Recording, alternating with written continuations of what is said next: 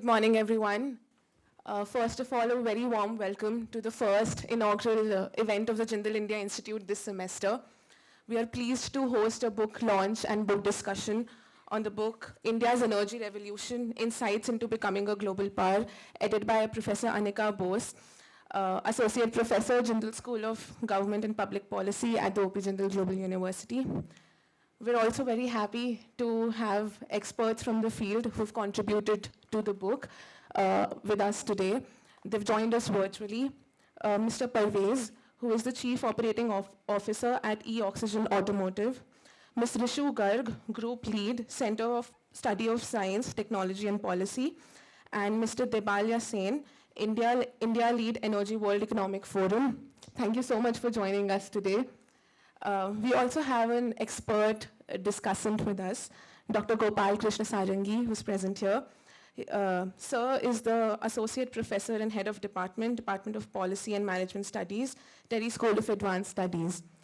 Without further ado, I would like to hand over to Professor Dr. Sriram Cholya, who's the Director General of the Jindal India Institute and the Dean of the Jindal School of International Affairs. Thank you, Kanak. Greetings, everyone. I'm so happy that we have gathered to celebrate the scholarship and the work of one of my dear colleagues and friends, Professor Annika Bose Styczynski. We are absolutely delighted to have this new work edited by Professor Annika on a topic of great significance for India and the world. And I haven't had the chance to read it fully, but have glanced through it and have read the introduction.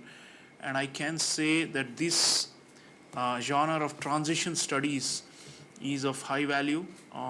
It's always a mystery as to what is likely to happen when countries or societies or any units of observation in social science are moving from one stage to another. Here they have taken up the most high relevant case study of India, one of the largest emitters of greenhouse gases in the world, and what is likely to happen as it moves towards a green trajectory.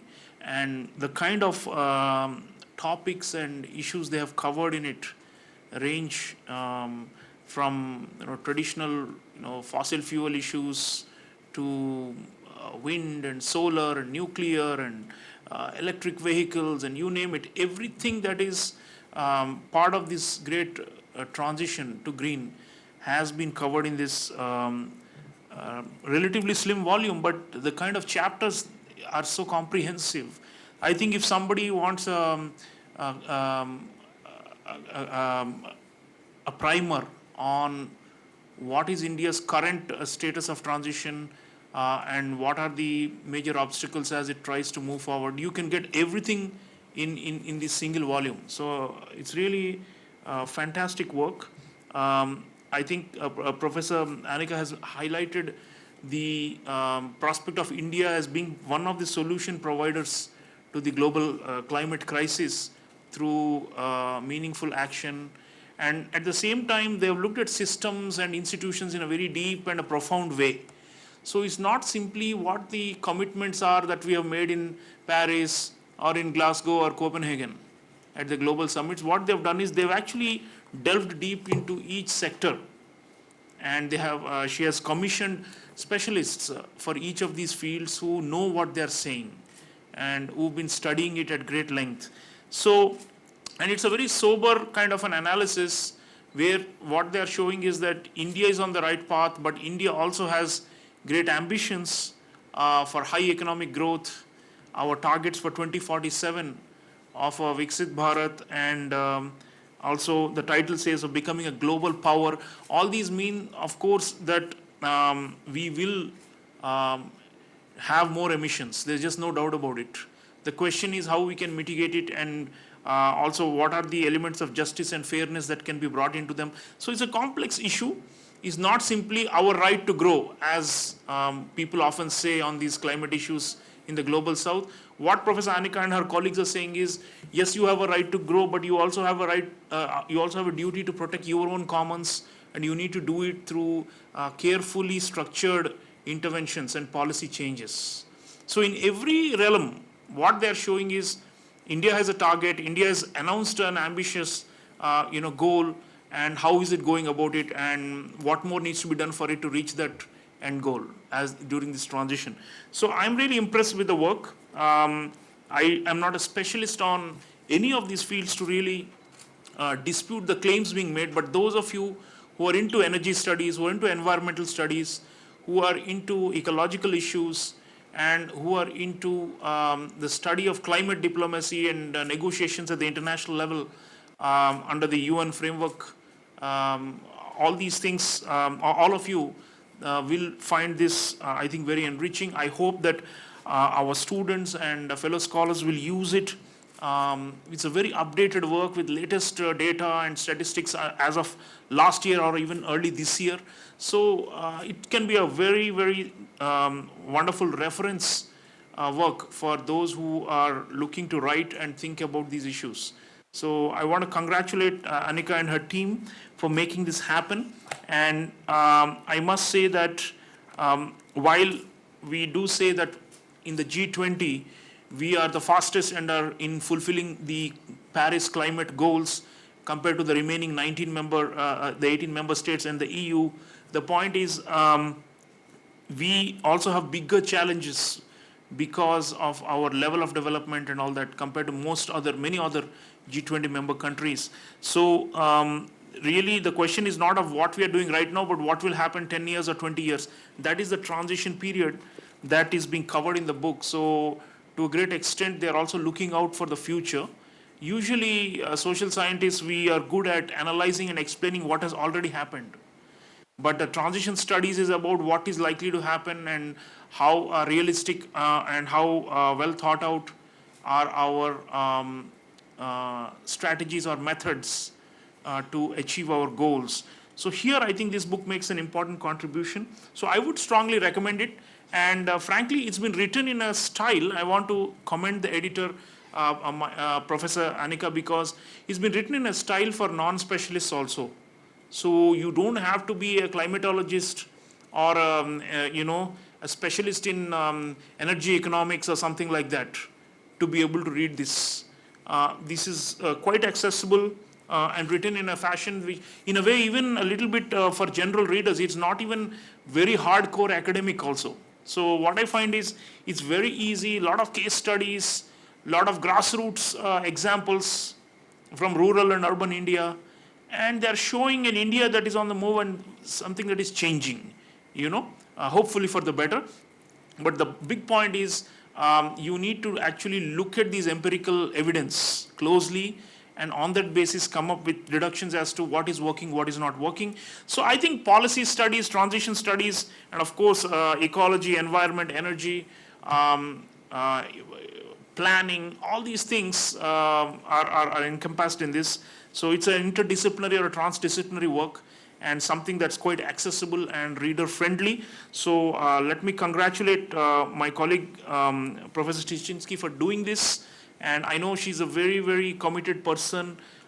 For years has been working on these issue areas, and it's her life's passion.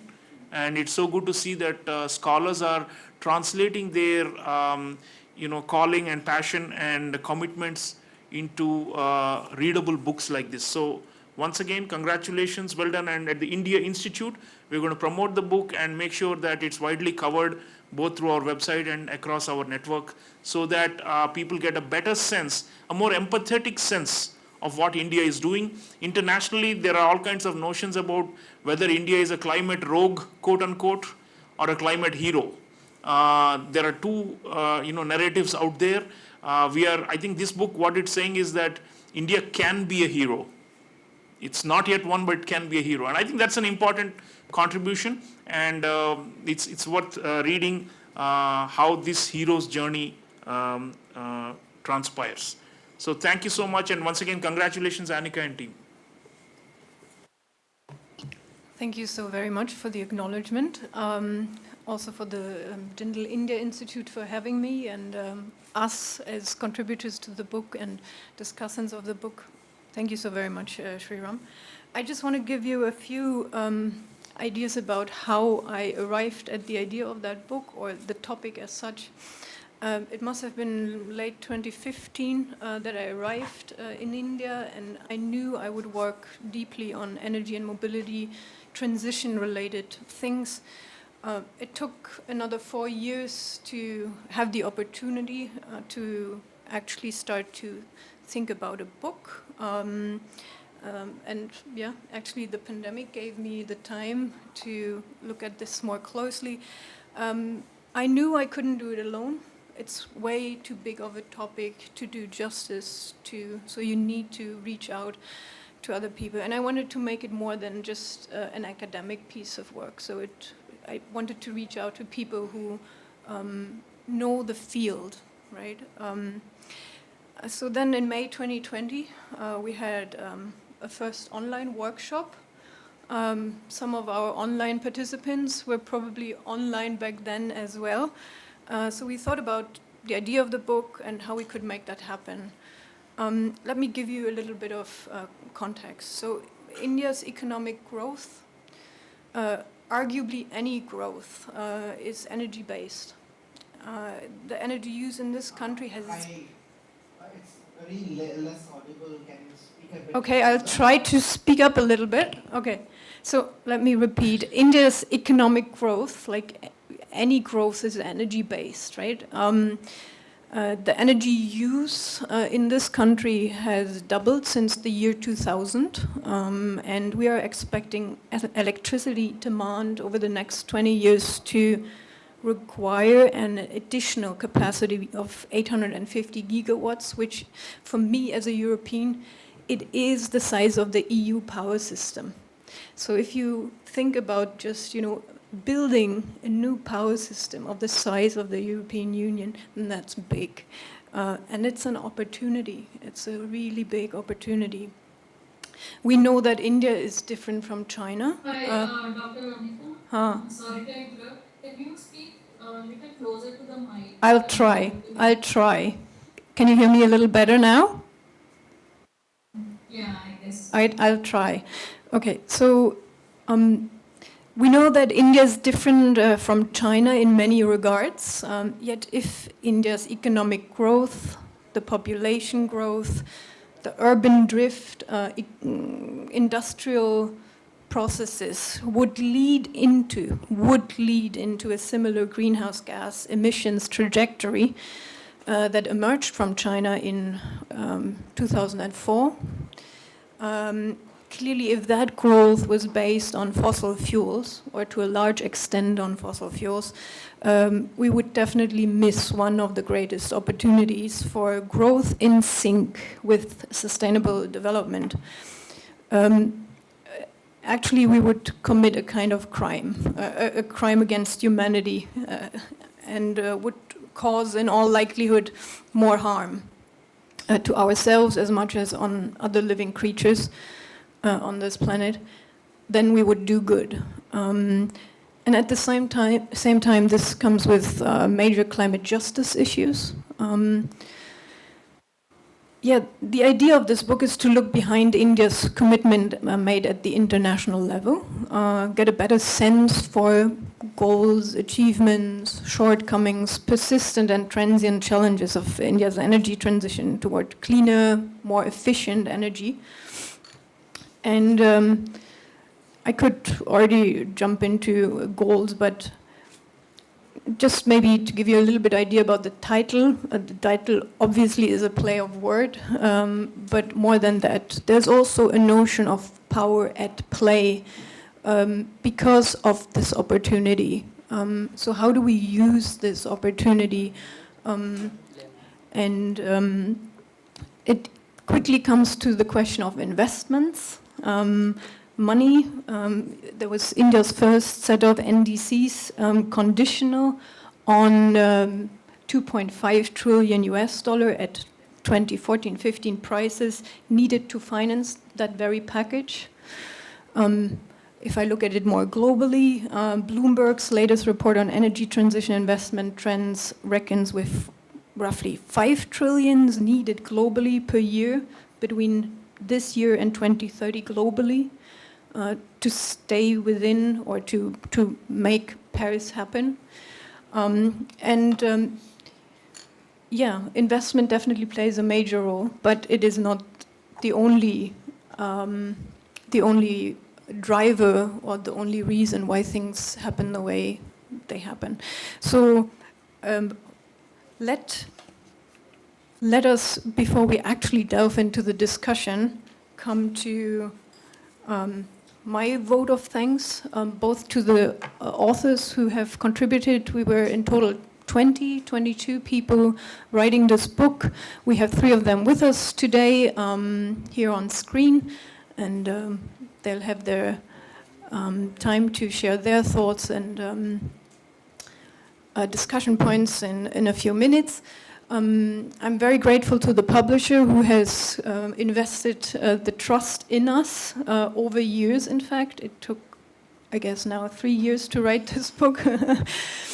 And yeah, and then finally make it happen. Here it is, and yeah, Jindal India Institute giving us the opportunity today to launch it, and maybe we go and unwrap it.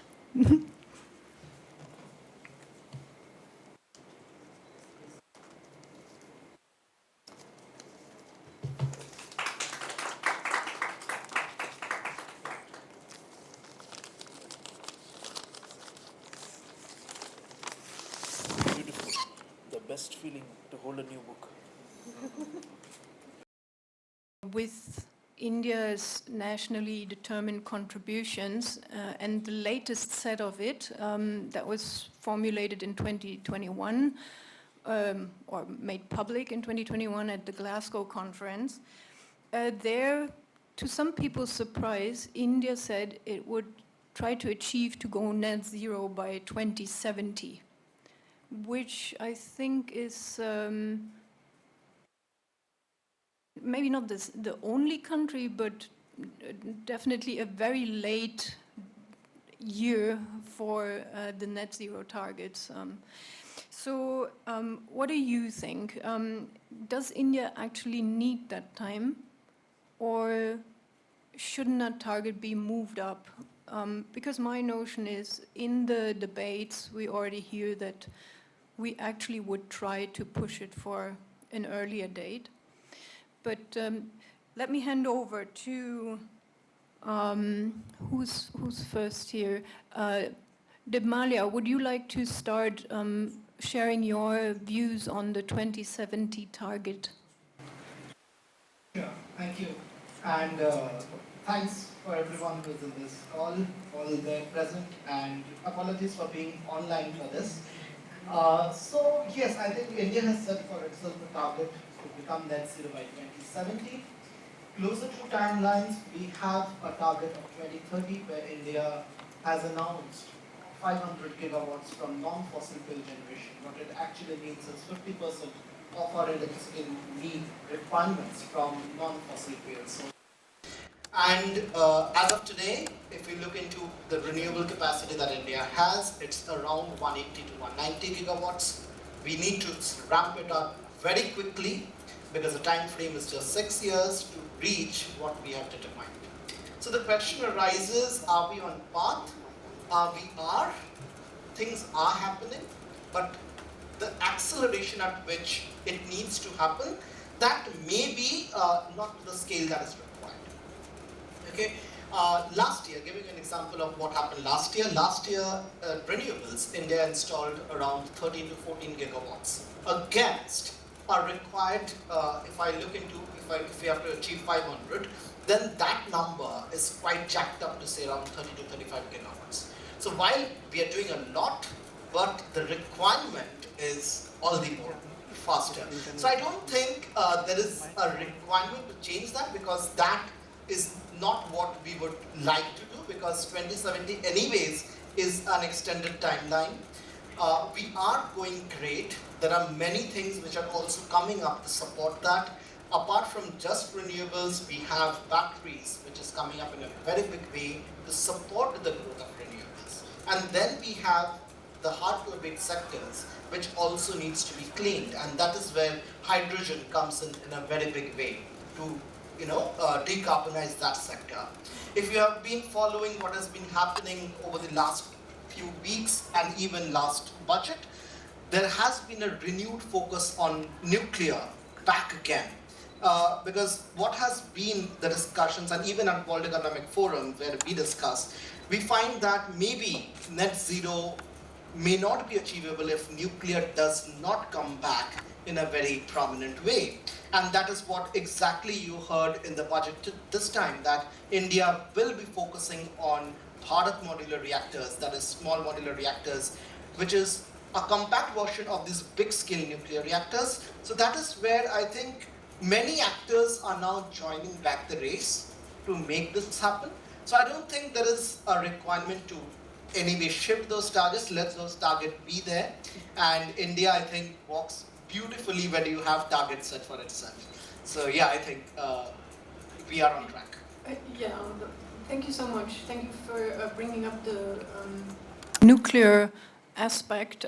We have a chapter on nuclear that looks at the past, the present, and a potential future of nuclear in this country.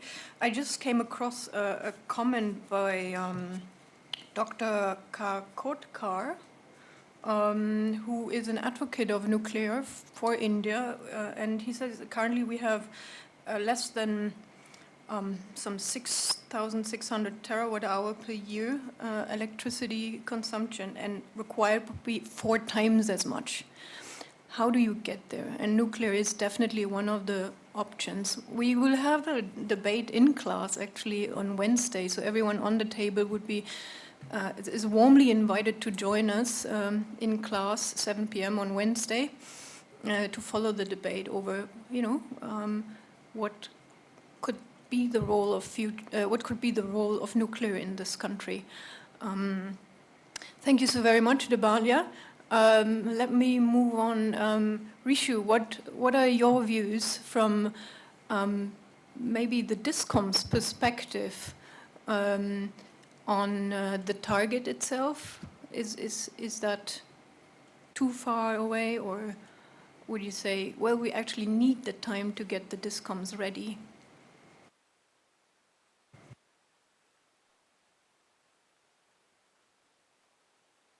Yes. Yeah.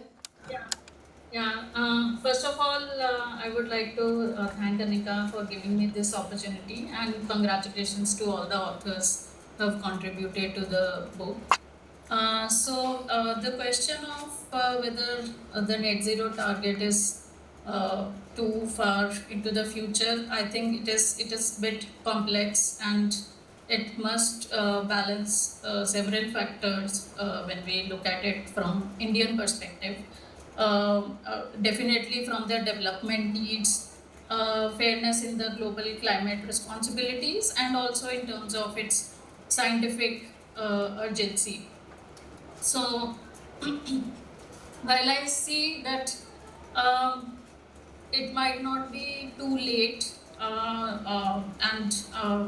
it may, India is already looking at various other targets, like Debmalya already mentioned. We have a 500 gigawatt target by 2030. We are also looking to be an energy independent nation by 2047, and there are ongoing technological advancements and growing investment in green infrastructure.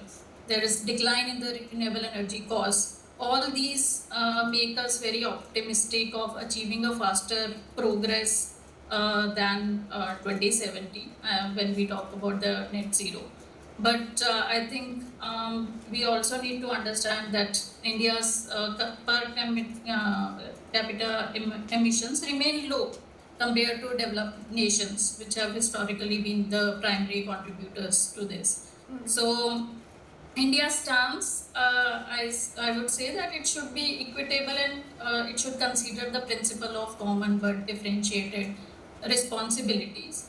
And I think from a distribution perspective, we have always talked about distribution sector as the weakest link but I would say that it is the most critical link. It is the connection between the consumers and the entire power sector value chain.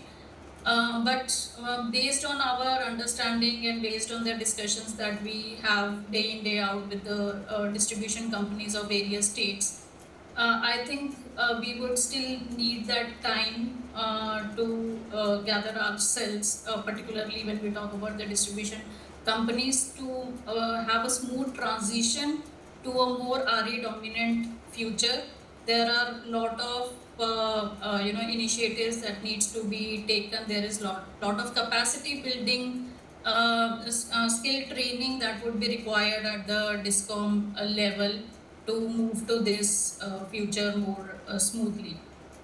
And although there are, as we know, there are a lot of schemes that keep coming up. We know about the revamped distribution sector scheme that is helping out to improve the financial health of the DISCOMs and help them move towards the this net zero faster. But I think this will still take time. We have issues with the tariff structure. There are cross subsidy issues that we keep talking about. There are grid integration challenges in terms of integrating the high penetration of the renewable energy, where again storage will have to come in handy. We have a lot of regulatory and policy hurdles when we talk about clear guidelines on open access. There are net metering debates that need to be looked at. So all this hampers the ability of DISCOMs to integrate, distributed renewable energy sources also, if we talk about them effectively. So I think although we are taking initiatives, India is taking initiatives in the right direction, but I don't think 2070 needs to move. I feel 2070 would be a good year when we all will be aligned. All the sectors, I mean to say generation, transmission, distribution, will be aligned and will be reaching this target more smoothly. Thank you so much, Rishu. Parvej, solar is not yet at 100 gigawatts, and it was supposed to be there by 2022. Tell us something from the solar perspective with regard to the goals that the country has set itself, and maybe in the context of net zero, if you want to make that connection. Yes, sir. And other people who have joined to hear us. So directly coming to the solar energy perspective in India, and I'll try to address the question posed, especially in respect to the net zero transition. The topic discussion is by net zero transition, whether we will be able to meet that target by 2070 or not. So first, I'll start with a bit of background of solar energy in India. So India basically started its solar energy program for respective targets in the year 2010 with the onset of National Solar Mission. So it started with a very humble approach in terms of data, let's say, because in the early decade, the first decade of 21st century, India was not at a very technologically advanced stage also, but it started very late. But in the second decade, there was quite progress, let's say, on technology and also on the renewables aspect. So what happened in the mid decade, let's say by the year 2015 or so, 2015 or 2016, this target of 100 gigawatt was decided to be achieved by 22. Unfortunately, this target could not be met. Now,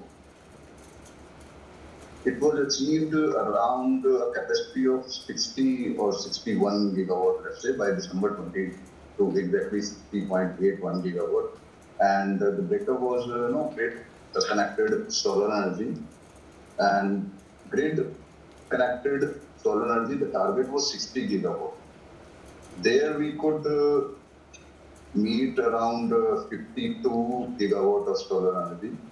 And the major backlog was around 36 gigawatt in the non-grid. So that was the major challenge. Now I'll try to address two aspects. First is what are the challenges? Why are not we?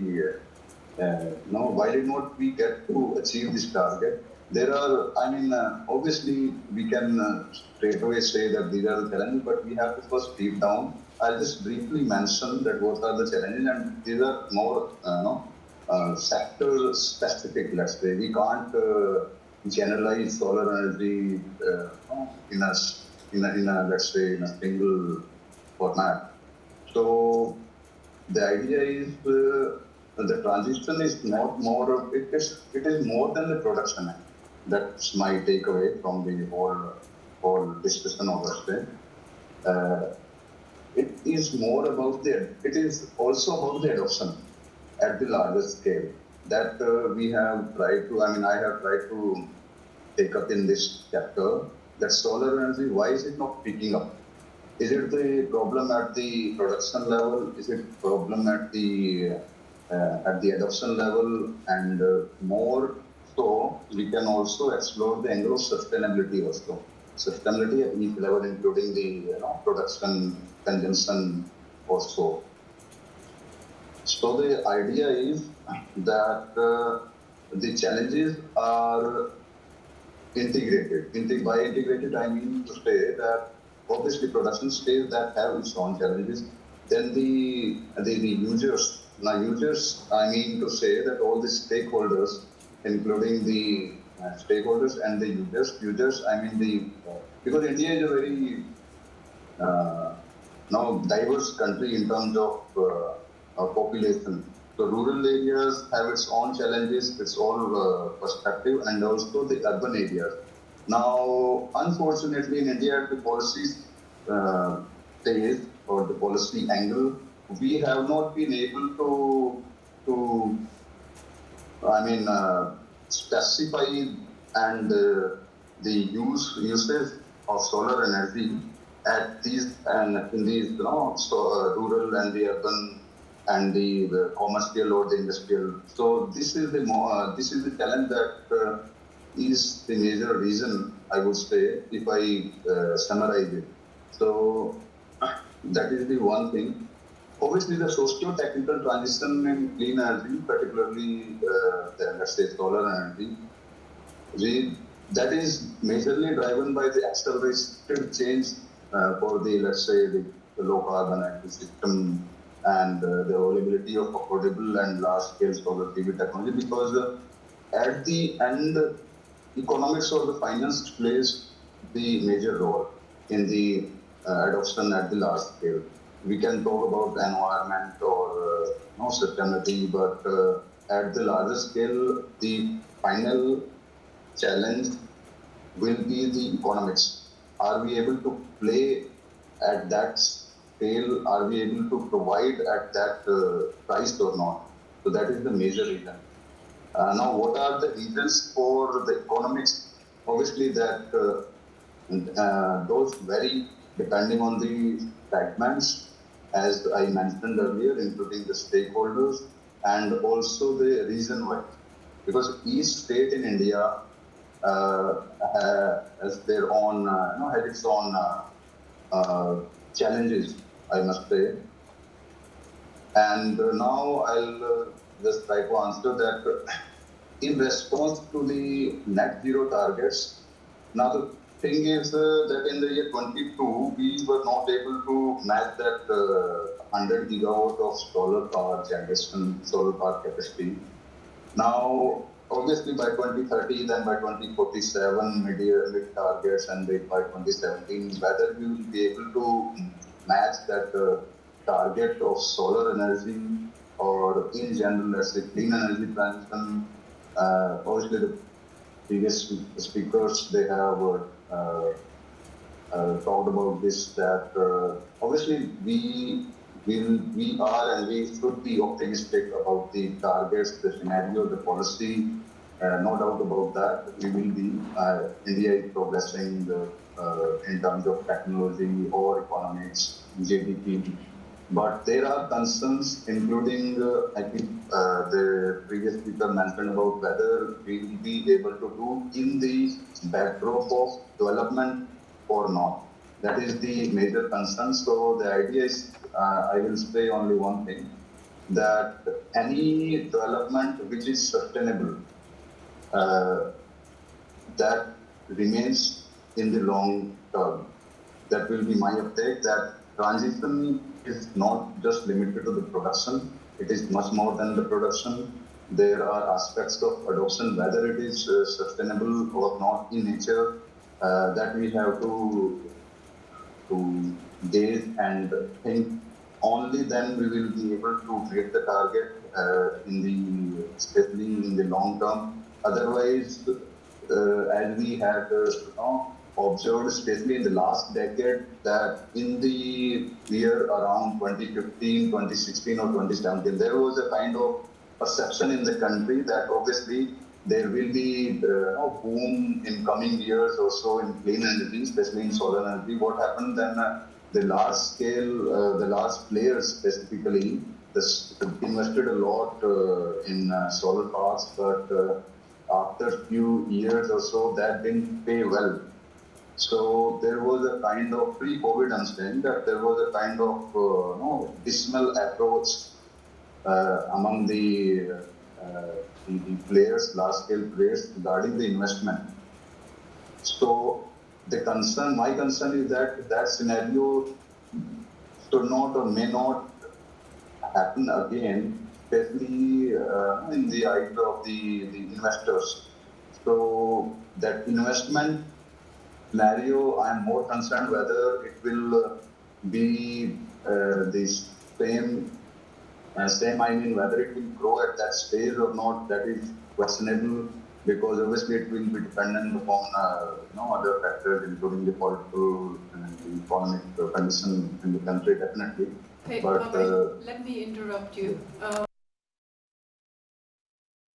mean, at least I just checked Central Electricity Report for July 2024. We have, I mean, if we take 100 gigawatt at 100 as 100%, we have at least achieved already 78%, which sounds, in a student's perspective, it's like pretty good. So 78%, even if it comes a little late. We look at a transition, we look at processes. So even if it was not on time, it will happen. If it's not this year, it's going to happen next or the over next year. And people are encouraged to read your chapter to know more about, the actual details also that explain in part why we see this kind of delay. Let me now hand over to our discussant, Professor Sarangi from the TERI School of Advanced Studies. He's taken a critical look at the book. He has listened to us here, our speakers, and we would like to hear from him what his thoughts and valuable shares are. Let me just quickly say that Abhijit and other people online, I see that you have raised your arm. If I may hand over to you after that, is that okay? Okay, thank you. So first of all, I'd like to thank Dr. Annika for inviting me to be here. It's really a delightful moment for be here and to act as a discussant. Also to the India Institute for inviting me. I have, in fact, I feel bad today because I wanted to contribute one chapter to this book. Annika invited me, but unfortunately I couldn't do this. Now I feel if I would have contributed, then my name was also there in the book. I would, yeah. I have gone through the book, of course not the entire book, but I have gone through the introduction chapter and part of the other chapters. It's a very well-written, well-structured book in terms of comprehensively covering several important aspects which are very, very critical as far as India's energy transition is concerned. Comprehensive in the sense that it is actually covering all kinds of technology which are very, very important because India is looking forward to a portfolio of technology when we talk about energy transition. From that point of view, I think most of the points which have been made by Professor Sriram, I do concur with him in terms of the book's coverage, in terms of the way the books have been designed. And I'd really like to congratulate Dr. Annika and all the authors, those who have contributed to the book through the different chapters, bringing different perspectives. One of the most important, exciting element in the book is essentially to look at the context, because most of the book actually written by others, they miss the Indian context. So that is very, very important, particularly as has been rightly pointed out by Professor Sriram, is that this is a relevant book across all kinds of readers, particularly for students, those who really want to get into this area, because this is an area which is going to play an important role wherever you are. And energy, climate change cannot be forgotten whatever we study. They are now increasingly part of any discipline, any discourse, even in the arts and science also there's very critical importance. Now I'll come back to some of the things which have been highlighted. I think first few chapters are talking about just transition issues. Now when you talk about the transition issues, particularly from the lens of justice and fairness, what I see, I have very different opinion, because if you look at the current debate, I think the book is also primarily looking at some of the important issues. If you look at the current debate on the energy transition, the debate primarily holds good in terms of transiting from the coal-based energy system towards a renewable energy system. But actually, the debate is much more complex. Because when you talk about transition, one of the important issues which is primarily forgotten is about scale and the rate. When you talk about, let's say, 2070 as a timeline, it's not a timeline for us. It brings a lot of complexities to the discussion of energy, primarily because of the fact that it talks about carbon budget. How much carbon budget India has. Of course, there is a lot of discussion happening globally. And one of the debates in the transition process is essentially for India, which you also raised, Annika, is at what rate you want to transit.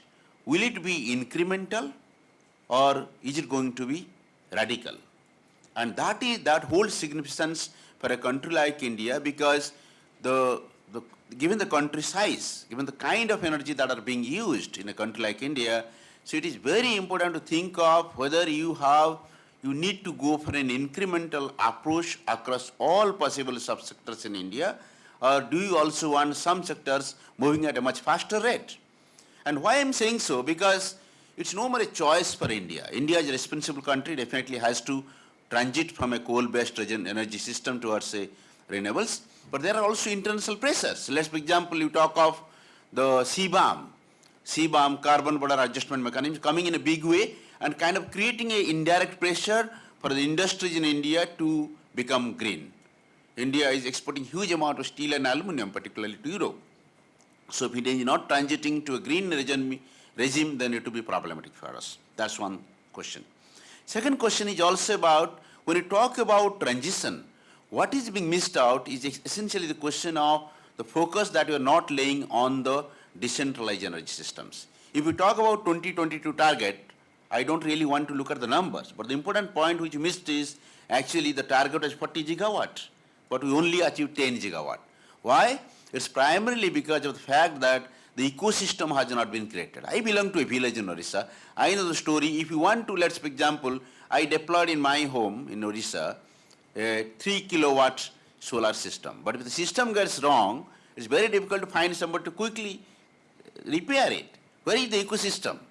If you want to create, let's for example, you talk about Kusum scheme, agro PV irrigation system, small scale. Then the question is, also if you recall, I go back to the 15 years before story, I think we deployed in TERI a lot of village scale solar systems.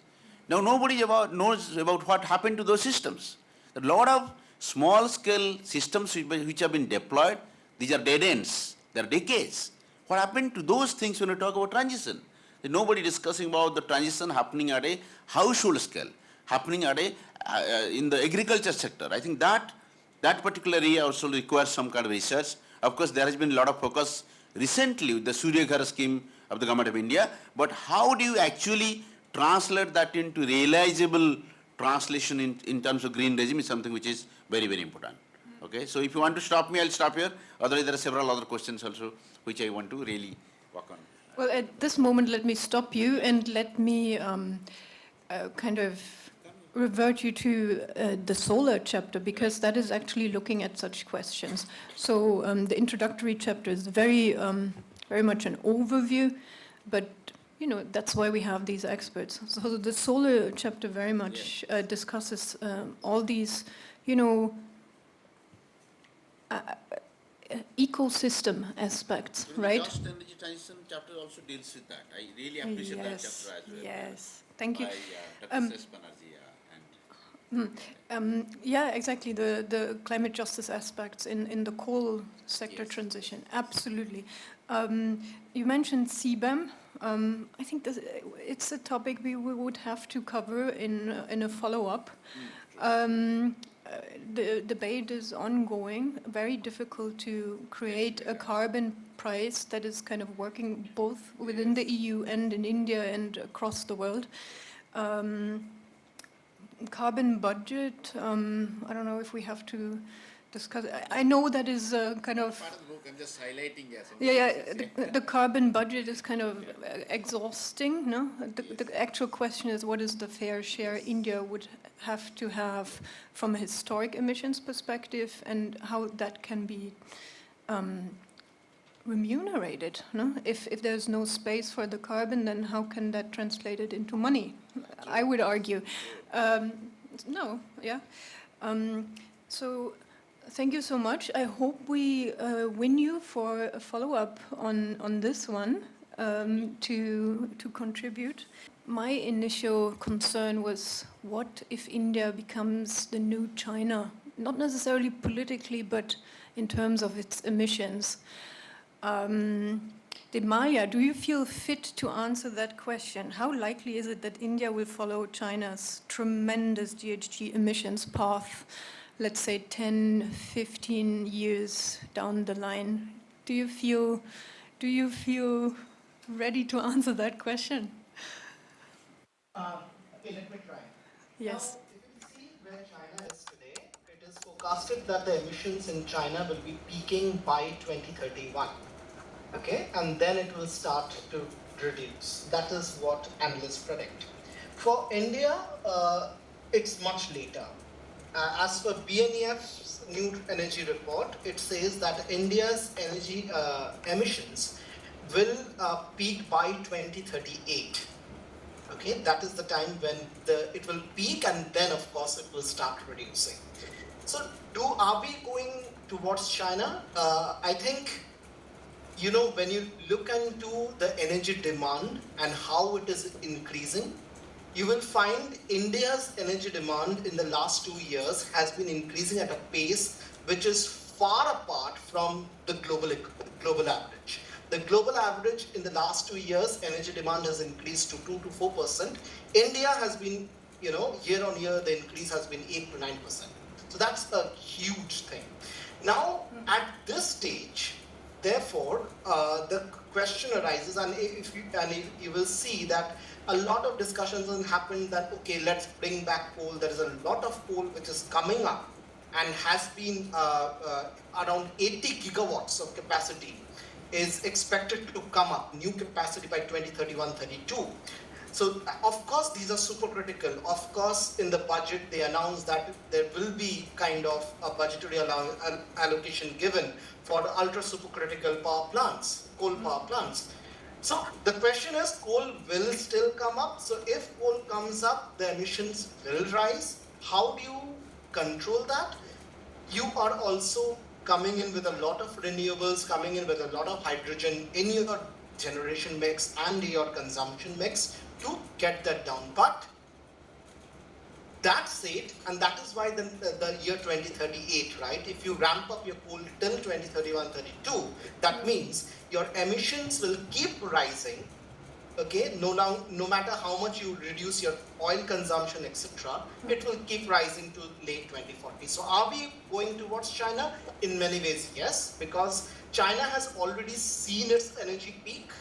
Now, if you see, the energy peaks are reducing, but India has just started in that race. Yes. So yes, it will continue. Yes. All right. I just wanted to make a quick remark on the 2070 timeline. I'll just keep it short. The 2070 net zero target.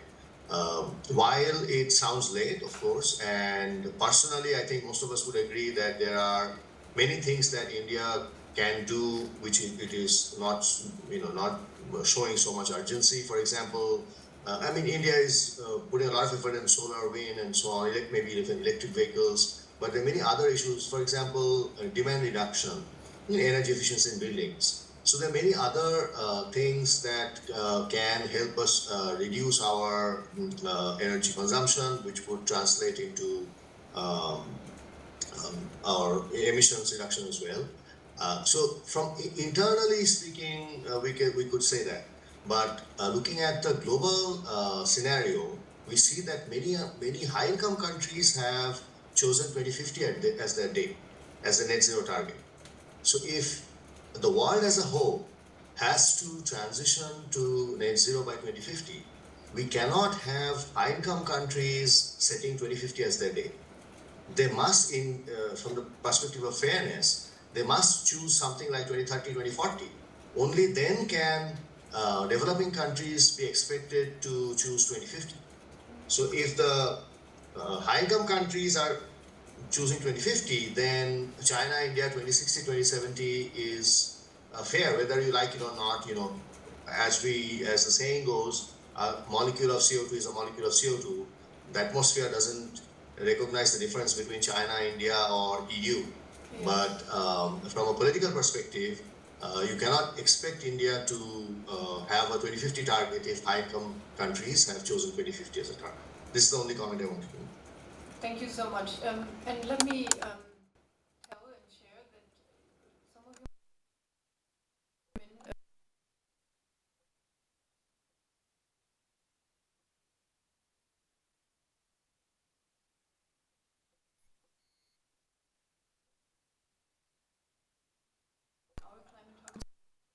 ambitious enough, and the government had to respond. They actually lost the case at the Constitutional Court, and now it's 2045, at least for Germany. And as we know, the sooner the better. The sooner the better. Let me move on with... Actually, I would make this my last question to our online participants, because we also have students in the room who would like to share their views or ask their questions. Rishu, can I ask you, what makes you optimistic about, let me say, the faster adoption of cleaner sources of energy, or the technologies that relate to that? Would you have something to tell us on those lines? Yeah, so there are 3-4 factors that kind of make me optimistic about this faster adoption. So first, I think we all have witnessed the rapid cost reductions in the solar technology, the panel cost. And we know that both solar and wind power have become more cost effective. And we are also seeing a rapid decline, maybe not rapid, but somewhat decline in the battery storage prices, which would help in a way to have more around the clock power from the renewable energy sources, the firm power. We have also seen a lot of tenders coming out from SECI, which talks about the firm and dispatchable power, and which the costs are somewhat comparable to the fossil fuel based energy. And secondly, in terms of the government initiatives, I would say there are programs like Green Hydrogen Mission. We have programs in terms of the PM Surya Ghar Yojana. We have implementation of PM Kusum scheme. We are also looking at a PM Kusum 2.0. MNRE has already been working on it. There are a lot of incentives on the on managing the demand, making the demand more renewable energy focus. We have incentives for the electric vehicle penetration. I would say the government is taking a lot of initiatives, but yeah, like the execution and the implementation of it still remains a challenge. But I think we are moving in the right direction. Then thirdly, I would also like to mention about the momentum that the private sector is showing. There has been a lot of big corporations, PSUs, who are making net zero pledges. They are investing in renewables and also kind of pursuing energy efficiency as part of their ESG goals, which is a good move in the right direction. And lastly, I think innovation ecosystem is something that I feel will take India towards this net zero target sooner. There are startups in the clean technology. There are AI-driven energy management and IoT-enabled grid solutions that we are looking at. So I think we have the talent and there is a creativity that is aligning with the green transition, and all of this kind of makes me more optimistic towards this target. Thank you so much. Would any one of the gentlemen online want to say? Debmalya, I just saw you coming back. Would you like to say a few words, maybe final words, on what makes you optimistic? Yes, I do agree. The pace is slow, but the pace is there. You find everyone today speaking about storage. You find people speaking about hydrogen, nuclear. All these things have come up, which was never on the table. And you would always hear, oh, these are very futuristic, very expensive. But today people are talking about it. And it is not only on whiteboards. You find things happening on ground too. And as Rishu was saying, let me give an example. Last 5 years, there has been huge investments that has gone into advanced nuclear, and the most astonishing part of this is 90%, and I repeat that 90% of this investment has come from private sectors. So you see, everyone is on that, the car. It's just how much are we accelerating, because the fear is, because the technologies are changing so fast. When we were doing our studies of masters, I did my masters in coal power plants, and that time all the increments were very slow. Innovation, everything was very slow, but today it's super fast. Batteries, the last 6 months, the entire story on batteries has changed. So I think, yes, there is a lot to be optimistic about in this. Yes, I think that's the kind of passion that we share. It's a very, very exciting field of, for example, one of the most exciting events of the last 6 months, Jindal announcing its green hydrogen stainless steel power plant in Hisar. So I'm actually trying to take a cohort of students there to, see, check, verify what is going on. We would like to know, because this country is starting to align, is starting to get ready, future ready, without without compromising. We have a few students here on the table who I'm sure would like to have something to say or to ask. Can I hand over to you right away? Hi everyone. Thank you so much actually for the wonderful discussion. I was really like interesting topics, and I was really intrigued by whatever the discussion was here. So if I may have actually two questions, and it's an open question, anyone can take it actually.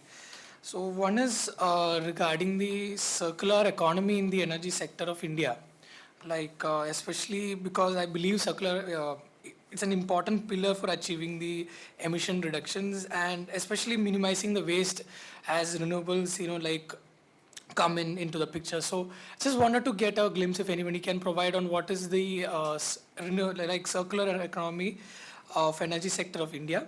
And the second one, because I look forward to give my introduction. So I am Abhijit H. Nair, and I am a research fellow of Jindal School of International Affairs. So coming from that international affairs background, I just wanted to ask a question. So some of the problems which we have found, especially with international negotiations and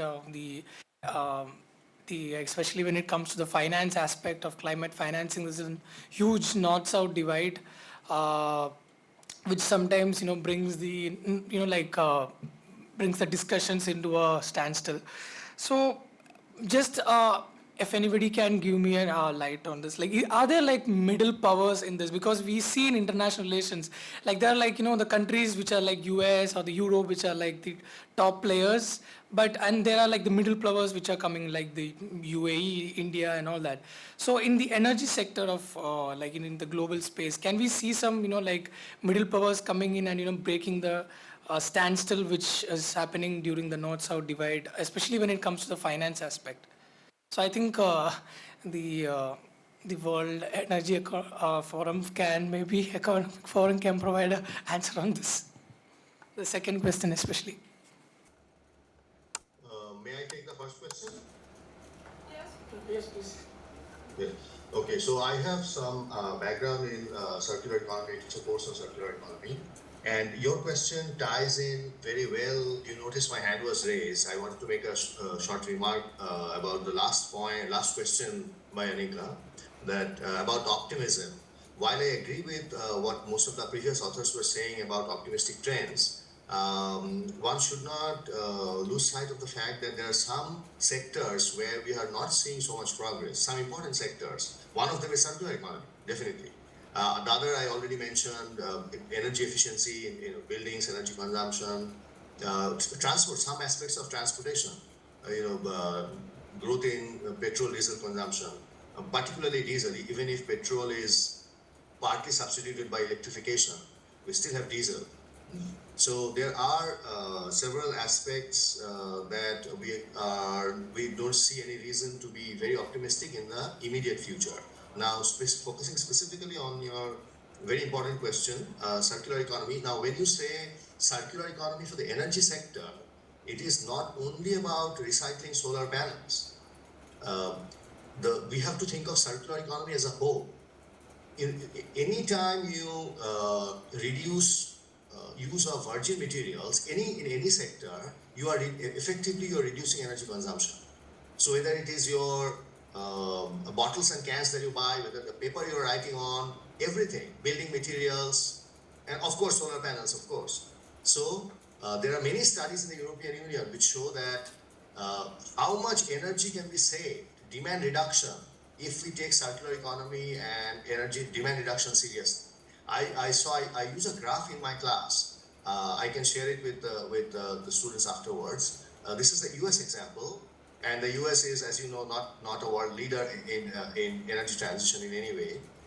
It shows comparison between energy saved since the 1970s when they started bringing in laws, energy saved versus how much energy produced from solar and wind. And it's no comparison. The amount of energy saved, the amount of energy generated from solar and wind, it gets dwarfed by the amount of energy that has been saved due to demand reduction measures. So I repeatedly stress this aspect about demand reduction measures and how important they are. They seem to be ignored because they are not glamorous. You can political leaders try, they like limelight. They are opening, launching new solar farms, wind farms, hydrogen farms, nuclear stations, and so on. But demand reduction happens behind the scenes, so it gets ignored. The last point, specifically to your question about recycling solar panels, there has been some discussion, and CSTEP has been involved in the discussion. I was involved in that as well, to the Ministry of MNRE, about what to do with solar panels. They have a 30-year lifespan around, roughly, and we are coming close to the point when the first huge wave of solar panels are going to be retired. And that would create, there were some estimates showing that the amount would dwarf the amount of e-waste we generate. So that is really a big challenge. Many organizations like CSTEP has been taking a lead in pointing it out to the government of India. So far the government of India is dealing it as electronic waste, under electronic waste, under the e-waste rules. However, as we know, those of you who have studied this point know that the e-waste, despite good intentions, the e-waste recycling has not been very successful. So if we continue on, and it is dominated by the informal sector, which only takes what there is a good market for, and they just dump the rest. So if we continue doing the same thing with solar panels, then it's not going to be. It's going to be a disaster. So we can talk more about it later. I'll just end here. The second part. So my second. Oh yeah, please go ahead. So, yeah, I think Global South and Global North has been a big point of debate over the last 2 years. But the good thing that has also happened is through G20, and at World Economic Forum, we were very actively participating in these discussions. You see the middlemen. Who are these middlemen, right? These middlemen are maybe organizations like funding agencies or multilaterals like an ADB or World Bank, or through these kind of bodies which are, say, a G20 or others, which comes in way. Okay, we also have various alliances which are now coming up, one being GAP, which is run by Bezos Fund. We also have Breakthrough Energy, which is again another fund looking into these new kinds of innovating stuff, okay? Nothing which is established, but what is to come, how to make them accelerate. In the forum ourselves, I personally lead this community called Advanced Energy Solutions, okay? Where we look into anything which is not ready today, okay? But what is required to be ready, and how can they be financed? Now, if we try to finance these emerging techs by the way we financed others, like say wind, solar, etc., that won't take place. Because they need a very different kind of financing, because it always comes with a price premium. No matter how much we go, the price premium remains. So the question is, how do we tackle that? Okay, there are questions, okay, can people who pay, can they be asked to move forward first, like the developed nations have already, had the pleasure of using all the resources while we were not still at that pace. Today, when we are about to grow, they say, hey, you need to do this. No. So I think that is how it should flow. And that is where the discussions are happening, how innovative financing can come in to finance these kind of technologies. Yeah, so I would also like to quickly add on to whatever has been discussed, particularly on the superpower and the meat superpower they're talking about. I think that boils down to the question of where the market lies, and also the question of changing geopolitics in energy. If you look at the changing geopolitics in energy, so look at what happened earlier, particularly from India point of view. We are dependent on the Middle East countries for oil and gas. We started depending on China for solar panels. Now the entire critical minerals regime is going to completely change the way the dependency is. So one part of the story is built around this, where the market is, right? So definitely China, India would have more marketplace in terms of, we talk of, and that is where the debate is happening. You talk about, let's for example, you're talking about carbon markets, right? Now there is a whole debate happening that whether the domestic carbon markets happening in other countries can be connected, there is linking or under Article 6.2 of Paris Agreement. So there's a whole lot of debate around this, how the market regime is, because as has been pointed out by Mr. Sen, is that essentially the fact is that when you talk about the market, right, and that market creates the funding, okay, money, and most of these would be primarily coming from private sector. I think so. There is a whole lot of issue to be discussed before you discuss which are the countries going to take the middle position globally. Thank you.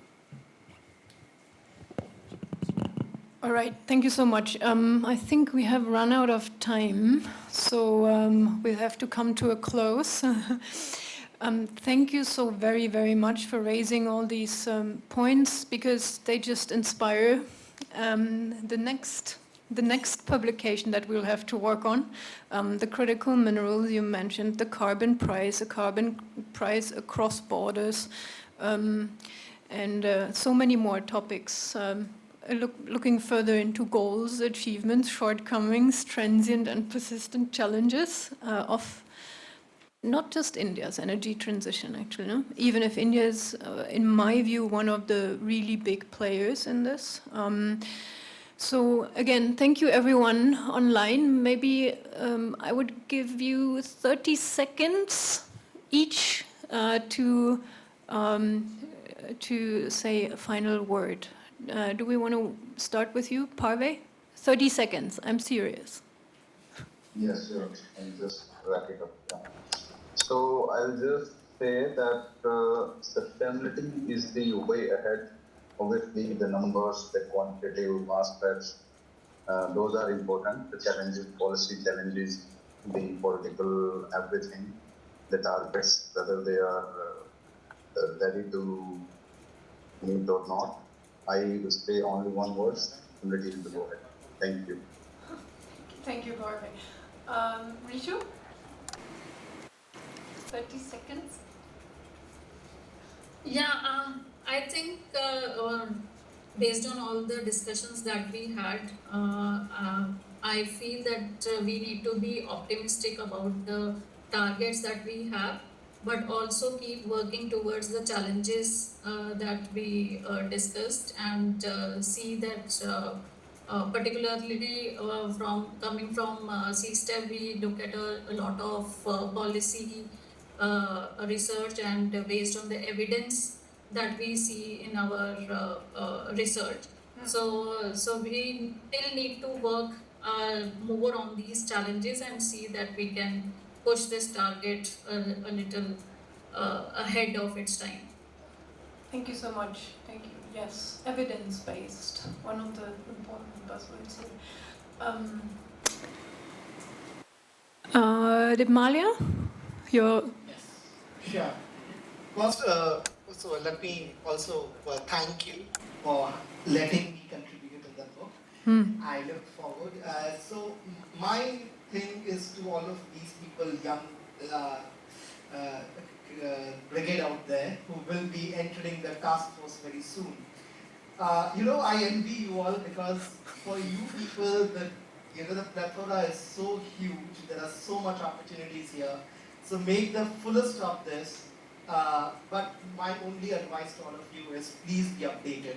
Please read as much as you want to, because things are changing very fast. Yes. If you're not updated, so please be updated. Thanks. Thank you. Thank you so very much. And Abhijit, you're still with us. Thank you for your stamina. And Abhijit? Yes. So my 30 seconds, I would like to draw everybody's attention to the contribution of our editor, Ms. Annika. She not only organized the whole thing and contributed a chapter and invited us, but the amount of effort she put in for coordinating with the publisher, so when things got delayed, and the small things like the indexing, which we don't even, we just contributed to the chapter, that's it. But all the small things the amount of work she took on herself. So I would like to acknowledge that and make sure everybody's aware of that. Finally, I would request her and all of us to organize an event somewhere in Delhi. This is a good event for the Changian community, but I think this book is important enough if we launch in, I don't know, a habitat center or something. We have many organizations here. We have TERI, C-STEP. Jointly, if you organize a big event somewhere in Delhi, for a wider audience, that would be very, very good for everyone. Thank you. Thank you for the idea. Let's see who we can work with. Yeah, so I'm just very pleased. I just came across a publisher who said that 99% of the people want to write a book. 9% actually, or less than 9% make it to the book. So it's here, it exists, so this is already a kind of achievement. So now let's spread the word, let people understand the insights of the book, and take it root, let it have some effect, and let's keep the discussion alive, because a book, sometimes just ends up in a shelf, starts to live a shelf life, but it's us who has to keep it alive, who has to keep the discourse alive, and maybe, create a new book that keeps this discourse alive and then put on paper. Thank you so very much for your time, your insights, and yes, I'd be very much looking forward to another event in Delhi or beyond. Yes, that's it from my side. So. On behalf of the Jindal India Institute, I once again thank everyone for joining us today. I think the discussion has really given us an excellent insight and an excellent roadmap, for that matter, to understand India's energy transition and not only look at India's commendable progress, but also the opportunities and the challenges that are on the way. I would now request Professor Styczynski to please felicitate our guest.